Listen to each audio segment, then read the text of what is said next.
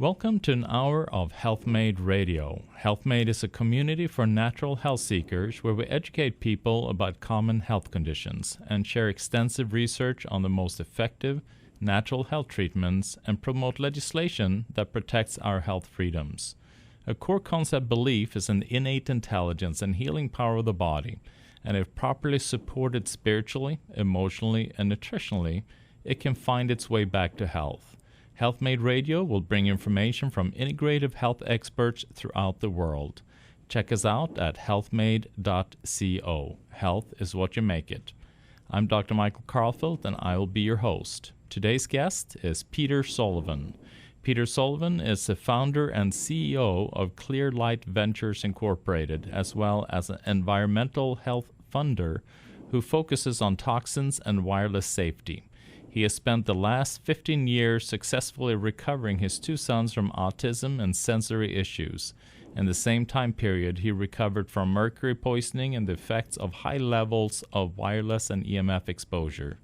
Peter's work on detoxification and EMF have been featured in the book Toxin Tox Out, Getting Harmful Chemicals Out of Your Bodies and Our World.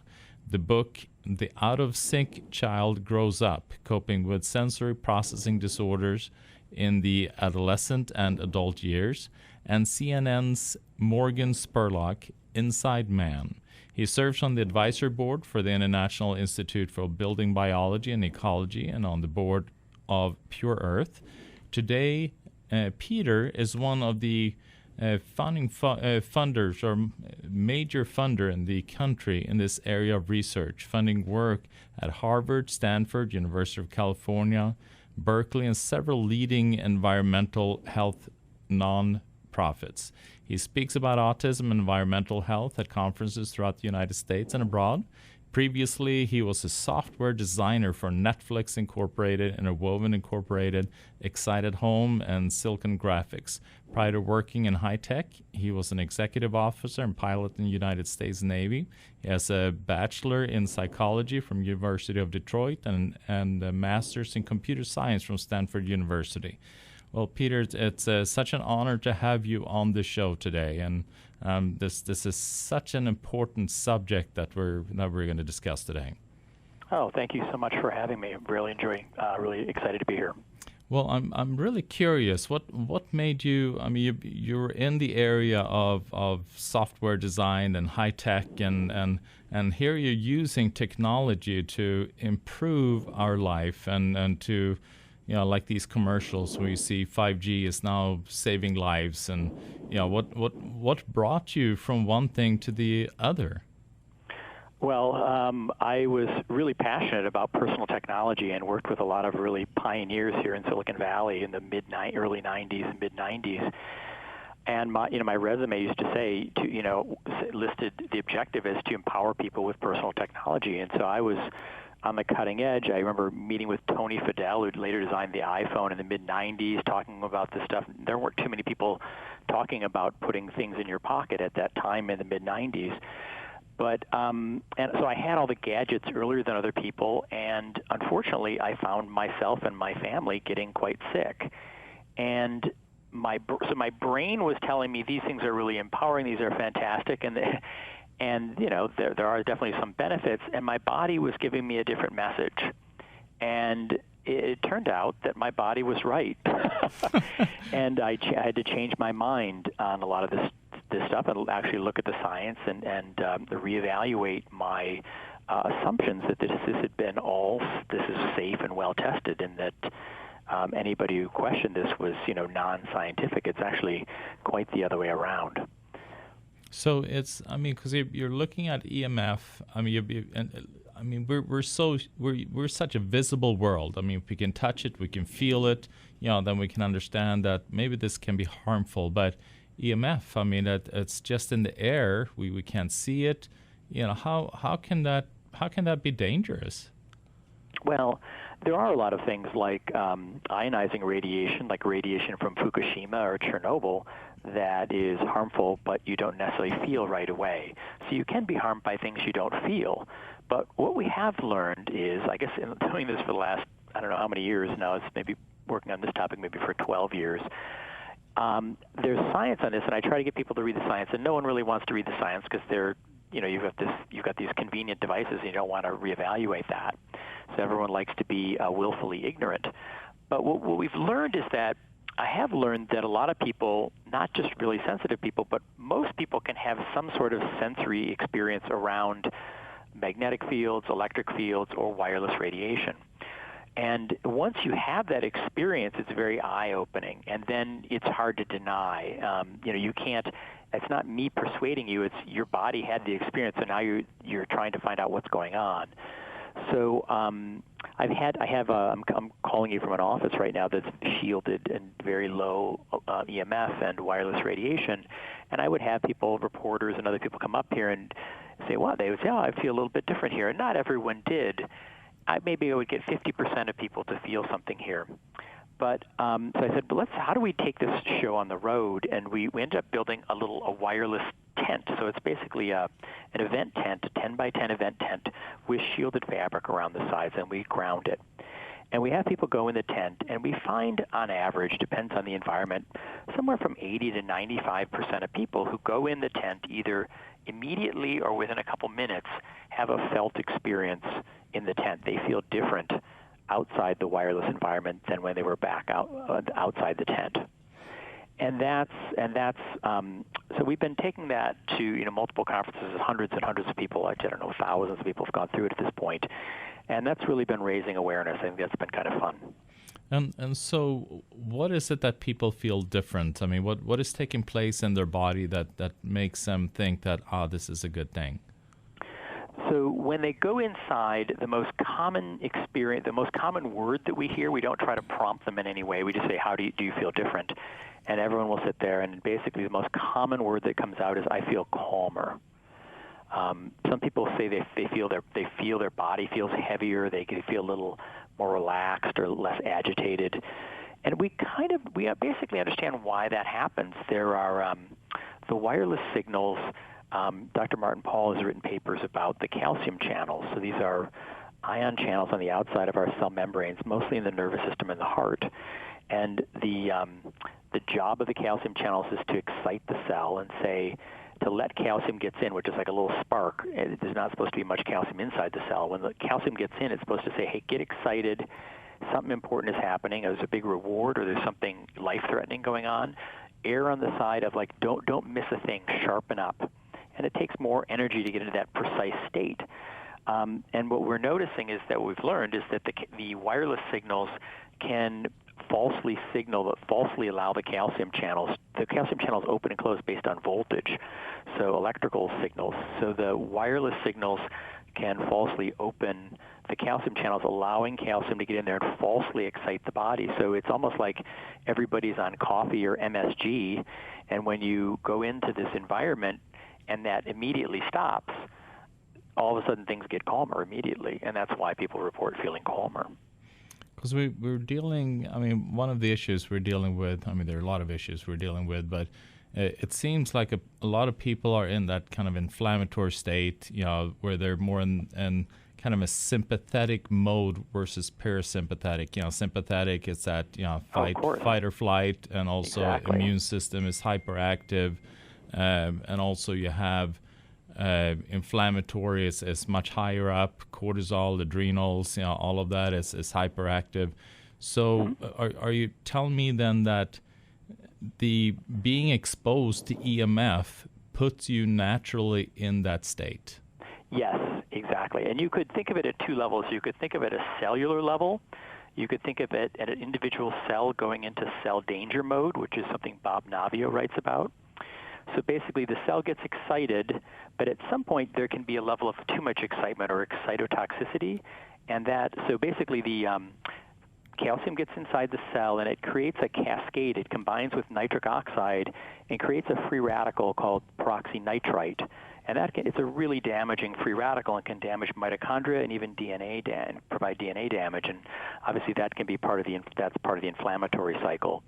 And then from a top-down perspective, the body there is a bias towards sympathetic nervous system when the whole body is exposed to these signals. And, our bodies are not intended to be in fight or flight mode for extended periods of time. It's meant to be for a short threat. So being in fight or flight mode is not a sustainable state. As we said, it's a pro-inflammatory state. And, when you go to that state, you turn off a lot of important things, long-term things like detoxification and DNA repair get kind of dialed down. Additionally, you can have, some of the doctors have talked about the gut flora, these signals can hit the gut flora. The gut flora, the microbes in our gut, can then release toxins, and then that goes up the vagal nerve and then flips the body into fight or flight mode. So people think that they're anxious, but it's really their gut flora thinks it's being attacked. So that's kind of one of the other approaches to thinking about this and how it just throws us all off. And of course, we have these big epidemics of inflammatory disease, and this is certainly not the only factor, but I think it's definitely one of the big ones. I want to chat a little bit more about that. We're going to take a quick break. You're listening to Health Made Radio. I'm here with Peter Sullivan, and we're discussing the impact of EMF. EMF is obviously something that we're exposed to day in and day out, but is becoming a bigger and bigger concern how it's impacting our health. We'll be right back. Welcome back to Health Made Radio. I'm Dr. Michael Karlfeldt. I'm here with Peter Sullivan. So Peter, you were talking about the impact on the gut, and that's a fascinating component because we're dealing with all these different microbes, chronic infections. We got Lyme, we got viruses, we got parasites, mold. I mean, all these different chronic infectious agents. And there are more and more people that are dealing with these complex health disorders where these infectious agents play a role in that, a big role. And what kind of impact does EMF have on them, and is that a factor that you think that we're seeing a rise in these things like Lyme disease and so forth? Sure. Okay. So I think we'll go back to the paradigm that Bob Navio talks about, cell danger mode. So every cell is like its own little, has like a little alarm system, and on the outside, when something steals electrons from the outside layer of the cell, it'll go into cell danger mode. It'll kind of oxidize the layer and collapse and go into this state. And that can happen when it's exposed to an infectious agent or a toxin or EMF. And so if you look at Bob Navio's work, it's really well done, really well written. Also, I love how he talks about electron stealers. It just makes it a little bit easier it makes it easier to understand for people. So right now we have all these issues and all these environmental factors. All these things are really states of overload, not just from one thing, but from multiple factors. So clearly chronic infections, toxins, EMF, and also I would say like Dr. Jerry Tennant has this protocol called Healing as Voltage, and he says that basically some of the cellular voltage, the fact that each cell runs at, depending on about 25 millivolts, when it's fully charged, it's kind of stronger and part of the immune system basically. But as that voltage goes down and down, it's easier for these infections and so forth to kind of take over. So it may not be just that the infections are causing problems, but that as the voltage goes down, the body can't fight them as much, and that they're freer to cause damage in the body. Yeah, because there's supposed to be a very specific voltage across the cell wall membrane, and when you have that voltage, then that cell tends to be healthy. And if you lose that voltage, like you're saying, that cell is more prone towards disease. In fact, I know there are certain apparatus that you can use where you can then measure and see what tissue that is lacking that voltage, and you can actually detect cancer just doing that. So we're talking then about EMF then opening these calcium channels, which will then change that voltage or reduce that voltage, causing then tissue to be more prone to disease. Exactly. It's like if you consider that voltage to be part of your immune system, or if you consider your body to be a battery, this is draining the battery and causing, almost like a false alarm system, basically, that's just kind of draining and putting the body into a different state. And as you said, cancer, so like Dr. Tennant will say that the cellular voltage is also basically pH. So most people are more familiar with pH and alkaline diets and so forth, and how cancer can only live in a certain pH range. So a lot of people, that's more commonly understood. But if you switch from a chemical model to kind of more of an electrical model, and you think of the body not as a bag of chemicals, but as a almost like a cell phone or an automobile, that it's got a certain charge and it's got to run at certain voltages, and when it's outside those voltages, it doesn't perform optimally. And the EMF is literally draining our batteries, putting us in a stress mode and leaking this charge out of our system, so we function like a cell phone without a charge. Exactly. I think it's like a cell phone in the red zone. When now the newer cell phones, when they get down to 10% or so, and so they'll go into this low, battery mode, and there'll be a warning, and they'll also turn off a lot of functions. And that's basically what our body starts doing. Your body, it's got lower voltage. It says, well, I guess we're not going to do this anymore. We're not going to do that. They start turning things off. And you'll find the people, and this I went through this experience as well, is when you get into lower voltage, you get you're on edge. Your body is really stressed and very sensitive because your body wants you to be sensitive. That's adaptive, so that you figure out what's going on to you. And that's how I discovered this, as my body I could start to feel the effects. And so you'll find people who are in this really critical mode, and it's not just from EMF. It's usually from multiple things. It's usually called environmental illness or electrohypersensitivity or microwave sickness if you're just focusing on the EMF side. I had really a combination of things. First I had yeast overgrowth, and then I figured out that I had high toxic metals, mercury. And then I realized I had some post-traumatic stress from the Navy, which kept me more in fight or flight mode. And I also had a chronically infected root canal. So really, you're bringing in all the stuff that we just talked about before: the infectious agents, the toxins, the EMF, and then that very important sympathetic nervous system. So a lot of people can even get damaged and stuck in fight or flight mode. And Annie Hopper has written about this in her book. I'm forgetting the name of the book, about the brain that rewires itself. And she basically says that a lot of people who become sensitive, whether they become EMF sensitive or light sensitive or chemically sensitive, or even things like fibromyalgia, all of these autoimmune systems, that the sympathetic parasympathetic balance is really a big part of that. And she wants to drag the body back into the state of parasympathetic dominance, and not to overreact to these assaults that are definitely harmful but not life-threatening. So that's what she's been working on. And I think and Dr. Tennant certainly does the same thing with a protocol on your neck to kind of get your body out of fight or flight mode, charge up the vagal nerve. Yeah, and I know that the vagal nerve plays such a huge central role in kind of resetting the whole nervous system, because of its connection, both with the brain neurotransmitters and then also the physical aspects of the body. So with kind of touching a little bit more on you're talking about your heavy metal toxicity, and you're talking about that kind of total burden or total toxic load, where we add all these different factors in, like EMF, chemicals, heavy metals, and infectious agents. But one point that is interesting is that a person that is heavy metal toxic, let's say they have too much aluminum, too much mercury or lead or cadmium or whatever it may be, do they respond to EMF differently than someone that is not? Yes, they do. I'll give you two things. Yes, they usually do respond. People who are sensitive are usually more toxic. And one of the reasons is that on the outside of the calcium channel, there is an ion receptor called a metal ion dependent adhesion site. And I think and I'm still learning about this, but I think it's really designed to help the calcium channels tune up or down depending on the levels of calcium or electrolytes and even magnesium and other things in the environment outside the cell. And I think there's a couple of different papers I've read that looks like it's getting fouled up by toxic metals, and it's like detuning the calcium channels. So I don't know whether it's being tuned up or down, but it would be like if you're playing. I'd like to think of the calcium channels as like the tuning pegs on a guitar. So imagine you're playing your guitar, and some invisible person is changing the tuning as you're playing. It's very confusing.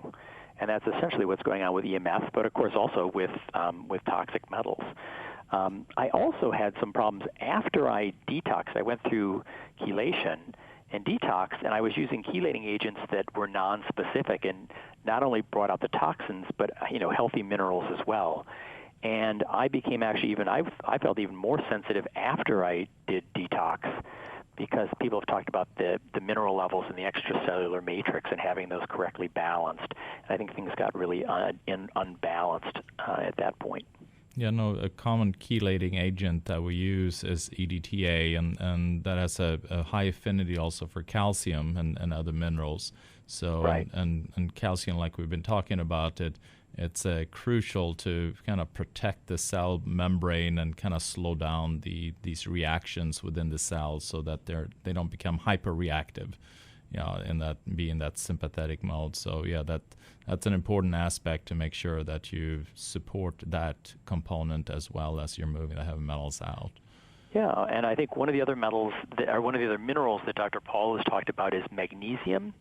Is a calcium channel. If you're low in magnesium, the calcium channels become hypersensitive and again, overreactive. So I think I remember at one point my body was definitely demineralizing, and before I learned about how this all worked, I was losing bone density. My jaw was getting smaller. I was cracking teeth. I looked really skinny. My face looked thinner. And I was playing around with different supplements for building bone density that had calcium and magnesium and other properties mixed together to kind of build bone up, and that seemed to be quite supportive and helpful. Wonderful. We're going to take a quick break. I'm Dr. Michael Karlfeldt. I'm here with Peter Sullivan. He's one of the leading advocates in regards to EMF and the impact it has on our health. We'll be right back. Welcome back to Health Made Radio. I'm Dr. Michael Karlfeldt. I'm here with Peter Sullivan, and we are discussing what EMF, electromagnetic fields, are doing on you, and also other types of radiation, like cell phone, Wi-Fi, and what it can do to your health.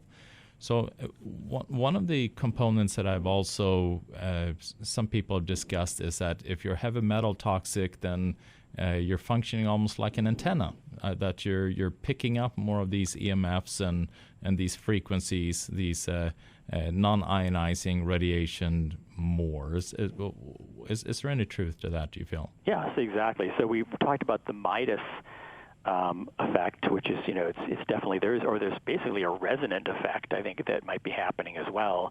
The different materials resonate at different frequencies. But also, what I found and people are concerned about is if you have any actual metal in your body, so let's say a gold filling or a mercury filling or a metal titanium post in an implant like a root canal replacement, or a hip replacement hip, or some people have metal in around broken bones, around neck joints and fingers and so forth, that those essentially can become antenna in the body, and they're much more conductive than the normal tissue and can make you more sensitive. Fascinating. And so in regard to then the health aspect of EMF, I mean, when we're exposed to EMF on a daily basis, we've talked about then the inflammatory, and obviously the inflammatory is a driver of so many different diseases, and cancer being just one of them. But with almost 1 out of 2 is destined to be diagnosed with cancer, and 1 out of 4 is going to die from cancer, then that becomes a big deal. So we're looking then at EMF then driving this inflammatory condition, putting people more at risk for things like cancer. But then also we're talking about the hyperactivity of the immune system, putting the immune system more in a hyper state. So now we're talking about things like autoimmune conditions, MS, lupus. So what are all the different health risks in regards to our exposure to EMF and then also these cell phones and Wi-Fi and so forth? Well, that's the confusing part, is that the symptoms are all over the map. And it's not just one symptom. The most common symptoms, Dr. Paul wrote a paper about this, about neuropsychiatric effects, and he said that when he looked at a range of papers, he found that the most common symptom was insomnia, followed by ear ringing or tinnitus, headaches, anxiety, memory loss, depression, fatigue. I can't remember the exact order. But it turns out that they had the U.S. Navy had done research on radar operators and exposures, and back in the year early 70s, they had over 2,000 papers reporting over 150 different symptoms. And now Magna Havas, it's working at such a fundamental level, just like inflammation, that Magna Havas is now saying, as a researcher in Canada, that it's really accelerated aging, and which is really hard for people because they just think, well, I'm getting older, but how do you know you don't have a control group for your own exposures? So what frequently will happen is that people will have some symptom. Let's say I have a friend who can't eat chocolate when they're in a lot of EMF. Their gut gets screwed up when they're in a high EMF environment. And then they find themselves in a low EMF environment, and then they realize, oh, I don't have a headache anymore. I can sleep well here, or I'm not as tired. Or I can eat chocolate now without getting gassy. So I think if you give yourself a little break from the EMF, whether it's camping or whatever, some sort of retreat in a low EMF environment, or just a lot of hiking, and you see symptoms of something going on drop off, you can kind of start to make a clear connection that's what's happening to your body. I mean, everyone's doing different things everyone's got different DNA and different physiological things and epigenetics going on. So we're adding stress to the system, and people are going to break in different ways. I can't guarantee you how you're going to break, but there are certainly some very common ones we just talked about, like insomnia. I think is probably the biggest one that's going on right now.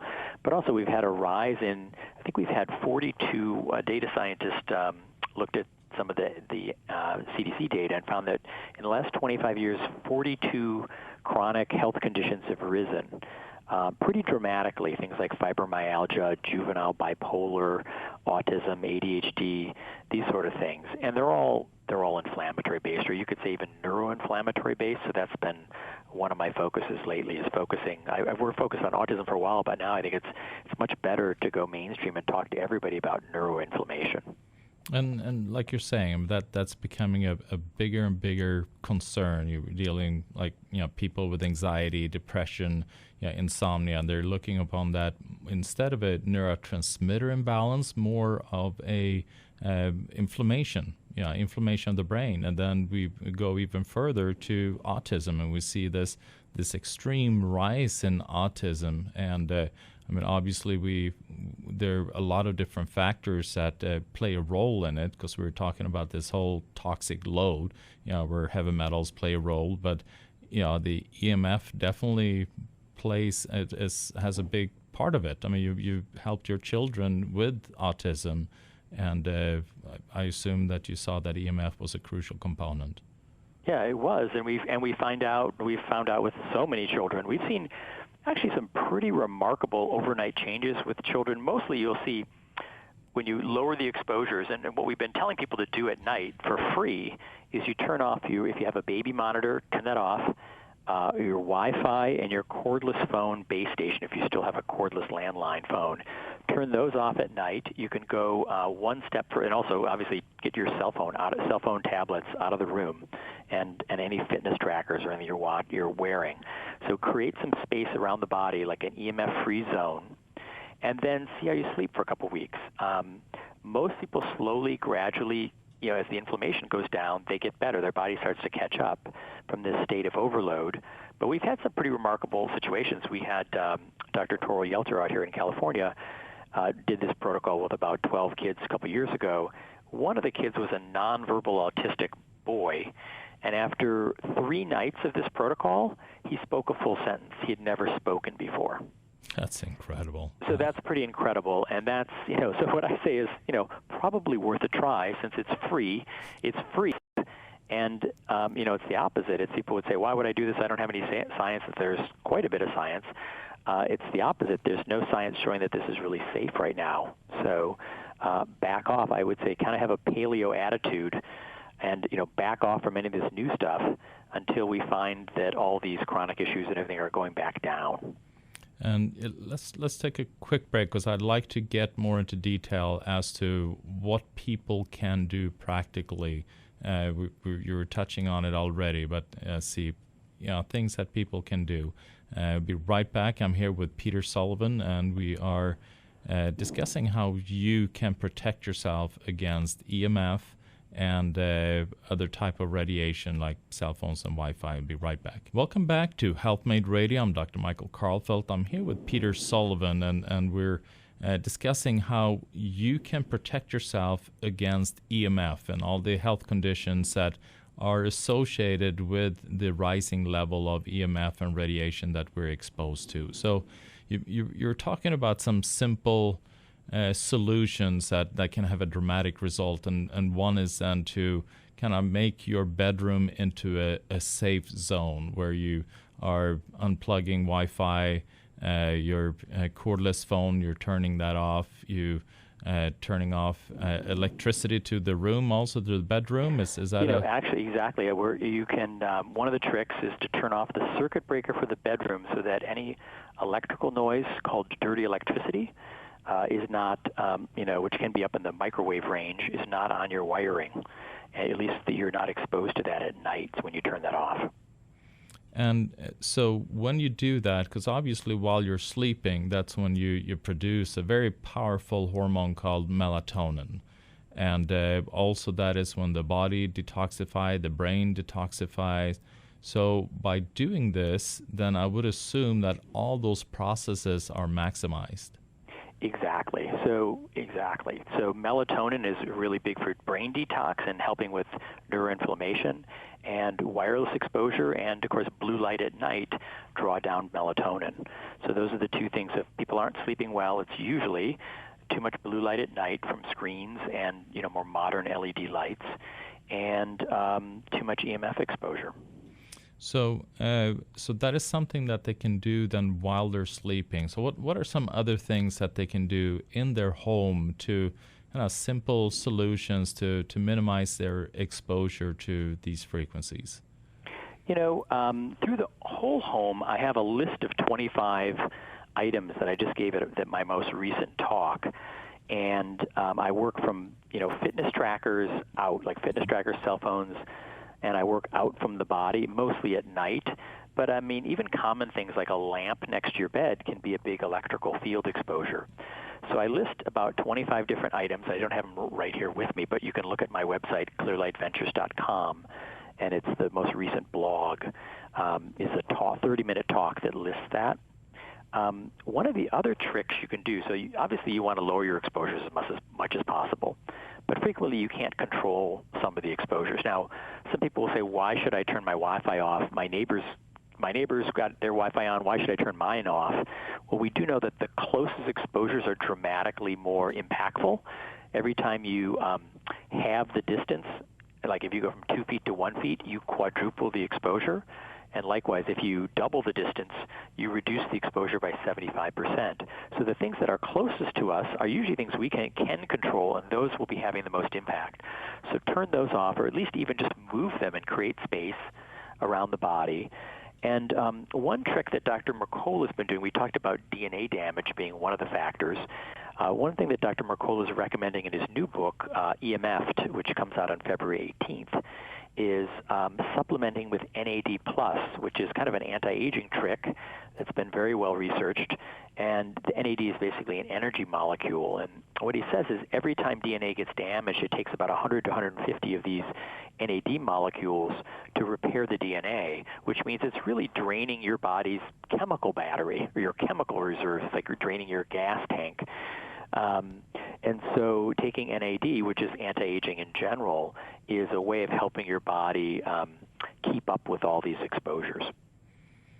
Yeah, because it's so we can do NAD. You can get that as a supplement, and I know also there's some clinics that offer that intravenously to help to supply, and it's a form of vitamin B3 or an active form of vitamin B3.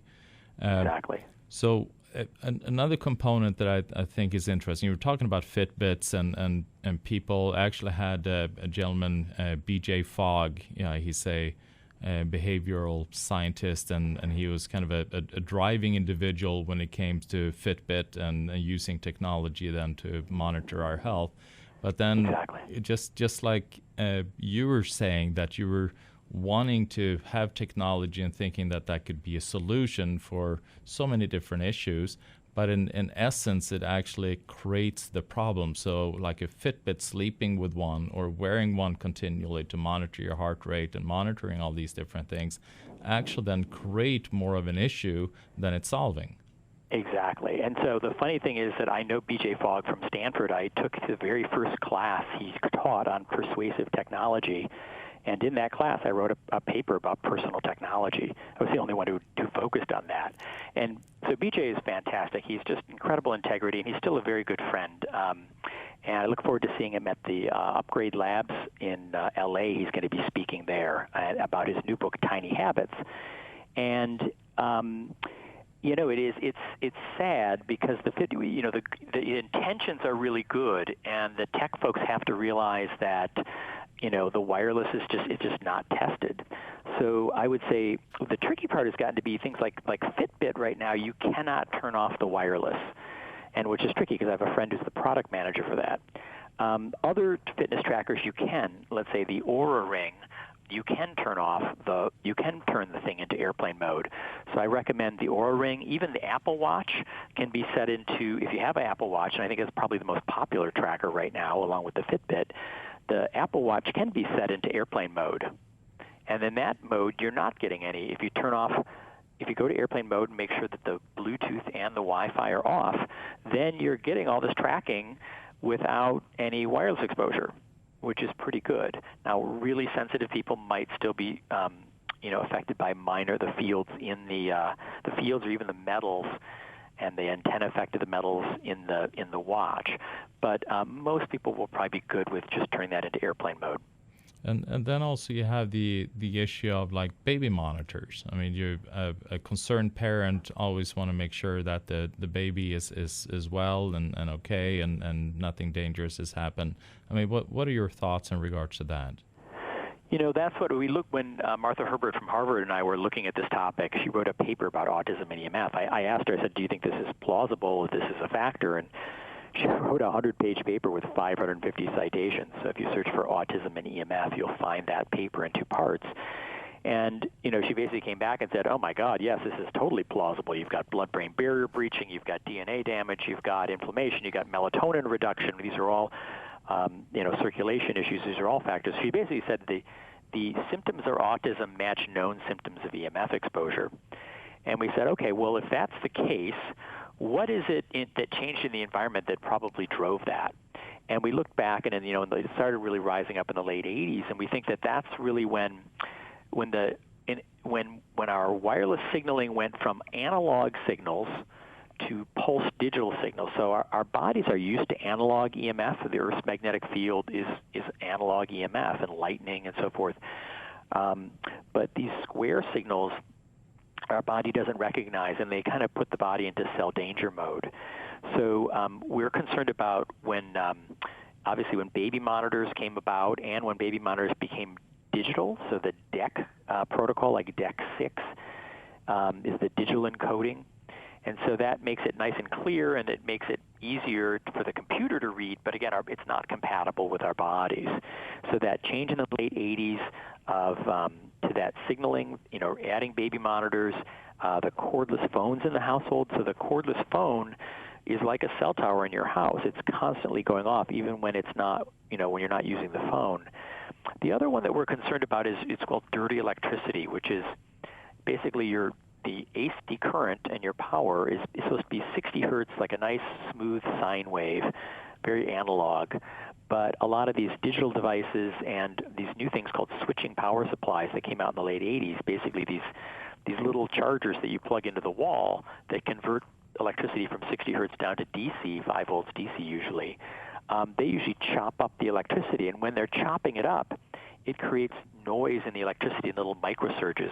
And those microsurges can be very biologically active, just because we said, our cells are only running at 25 millivolts, and some of these little pulses are in that range and in frequency ranges that our nervous system and ion channels are interacting with.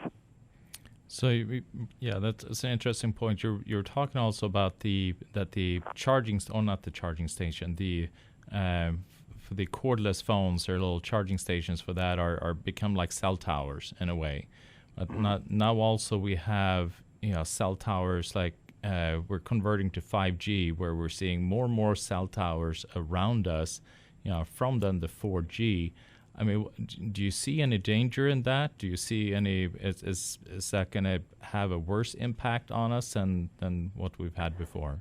Definitely. So let me just clarify that in the cordless phones, the only one that's constantly transmitting is the base station, basically the one that has like the voicemail on it that you plug the phone into. The little chargers that you put the cradles on don't constantly broadcast.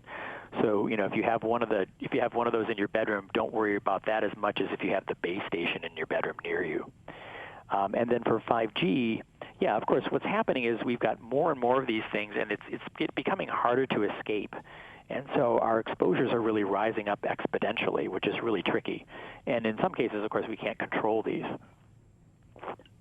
And so with 5G, instead of having every cell towers every mile or two or whatever they are now, these shorter millimeter waves, which have not been safety tested. There was a congressional oversight hearing about the safety of 5G rolling out, and the industry had to admit that they had not safety tested the millimeter waves, and that they do not plan to. So it's basically kind of, there are many scientists, hundreds of scientists concerned about this. They said it's, breaching the Nuremberg Code, which is basically human testing. That was a protocol that they came up with after the Nazis. And, my professor, Martha Herbert, and I were talking about this. She says, well, at least the Nazis were gathering data and trying to learn something. But in this case, it's just harm and no testing, and just it's all invisible, and we don't know what we're going to learn from this experience, except maybe not to trust industry. So the 5G has been quite an experience. What we're finding in the cities that are rolling out right now, people are getting some people are getting nosebleeds, some people are getting headaches, some people are having skin issues. So 5G is so much more powerful that people are having more immediate reactions, which in some sense is good because it becomes more easy for the majority of people to recognize and see cause and effect. But of course, this is just a horrible situation, and we're concerned not just with the 5G signals, the millimeter waves, but with the noise, all the electrical noise, the dirty electricity that could be going on in our power all over the place. So we could have some high frequency noise from that as well, and I'm actually even more concerned about that. The millimeter waves hit your skin and they don't go deeper into the body, so in one sense that's slightly better than the other waves that go more deeply through your body. But our skin is a really sensitive organ, and our mast cells on our skin are, part of our immune system. And there have been, Dr. Martin Paul's written a paper on 5G, and there's some really concerning health issues with 5G. Yeah, because along your skin, you have all these nerve fibers. I would assume if you have such a high concentration in your skin, you will then impact the nervous system quite tremendously. Exactly, and that's where a lot of our pain receptors are there, and anything that's raising inflammation is going to be contributing to these inflammatory conditions and getting your body more into fight or flight mode. So even something that's just skin deep, I've had some exposures where it feels like my skin is burning, not from 5G yet, but from other dirty electricity exposures, and it triggers my body into sympathetic dominance, and sometimes it's hard to sleep after those experiences. And I chatted with a scientist, Dave Carpenter, and he was talking about these 5G towers and said that one of the biggest issues is that it's not just plain 5G. It's kind of like a mixture between 4G and 5G, and because exactly. of that, yeah, you're getting such a tremendous exposure of 4G with the cell tower being extremely close, surrounding you everywhere. Exactly. And so what Dr. Joel Moskowitz says from Berkeley is that, okay, we have no research around 5G, but we have limited research around 4G. And I think he said that maybe 3 or 4 different tests, a lot of them in China. He says almost all the tests or all the tests, or 3 out of 4, showed brainwave changes. Yeah. Who signed up for brainwave changes? I didn't. No, exactly. No. Exactly. Yeah. Well, I thank you so much, Peter, for taking this time. And I truly appreciate everything, all the efforts that you put out. I know you do a lot of funding in this area to bring information out and to see what we can do to create safer and better technology. And I truly want to express my gratitude for everything that you do. Oh, and thank you for getting the message out. I can once we get the message out, I can relax. I don't know what I'll do, but I'll move on to something else. But we'll get to a tipping point pretty soon. That'd be great. And where can you tell the listeners again where they can go to find more information about what it is that you do and research in these areas? Sure. My website is clearlightventures.com. There's a shortcut URL, which is clv.us. And that's a shortcut URL that goes to the same place. And there's some information there I need to update a little bit, but you should be able to find things. And you can also find me on YouTube, Twitter, and Facebook. Facebook has a Clear Light Ventures page as well. Wonderful. That is it for today. You're listening to HealthMade Radio. Remember to check us out at healthmade.co.